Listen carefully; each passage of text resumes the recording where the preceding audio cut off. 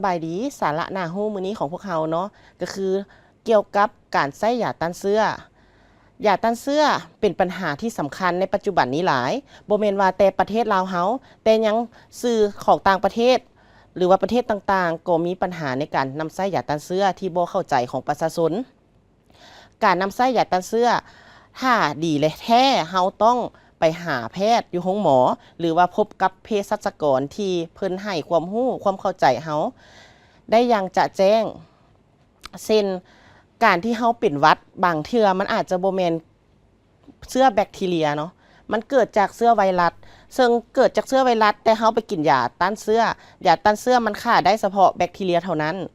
ถ้าเฮาเป็นหวัด2-3 มื้อเฮาสามารถกินวิตามินซีหรือว่ากินน้ำหลายๆหมากไม้และสามารถนอนพักผ่อนอยู่เฮือนได้ประมาณ2-3 วันอาการมันก็จะดีขึ้นเองถ้าว่าเฮาจะสังเกตอาการเฮาเองเนาะคือถ้า2-3 วันแล้วเฮาบ่มีอาการที่ดีขึ้นแล้วรู้สึกเจ็บคออย่างรุนแรงเฮาต้องไปพบแพทย์ด่วนเพราะถ้าเป็นจังซั่นก็คือจะมีเชื้อแบคทีเรียเข้ามาในร่างกายของเฮาลาพันหมอเพิ่นจึงจัดยาต้านเชื้อให้กินจึงถูกต้องตามเกณฑ์ที่โรงหมอเพิ่นได้วางไว้เนาะและอีกอย่างหนึ่งก็คือการใช้ยาต้านเชื้อถ้าสมมุติว่าเฮากินยาต้านเชื้อถ้าหมอเพิ่นวางให้7 วัน54 วันบางชนิดเนาะมันแล้วแต่ยาที่การออกฤทธิ์แต่เมื่อเฮากินเข้าไปแล้วได้2-3 วันแล้วรู้สึกว่าดีขึ้นแล้วเฮาหยุดกินมันจะเฮ็ดให้ร่างกายของเฮาหันดื้อต่อยา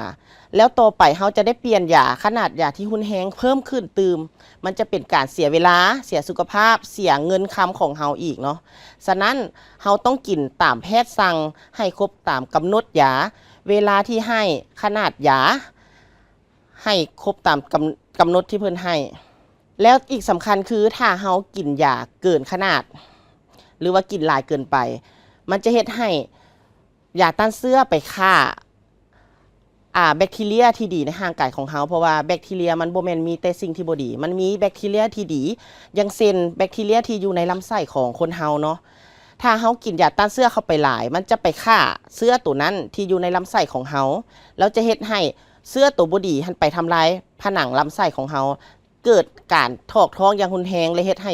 ถ้าถึงขั้นไส้ซอดและเสียชีวิตได้